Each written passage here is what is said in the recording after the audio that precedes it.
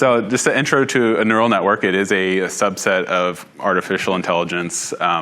And what characterizes a neural network is just the way it's structured.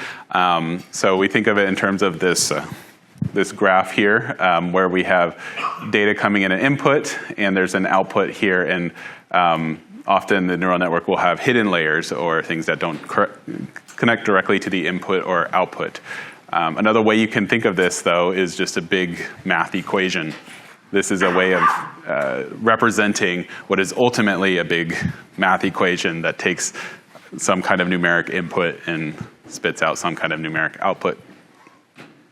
As we go into the layer cake of neural networks, a deep neural network is characterized by many hidden layers. So, you know, the very first neural networks might have only had 2 layers, but now we can have networks with many tens of layers or hundreds of layers. And that allows the neural network to actually learn hierarchical information about the input.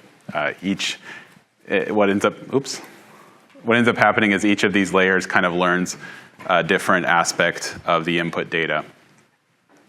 And a convolutional neural network is characterized by these layers being organized in a convolutional, or they basically do a convolution operation.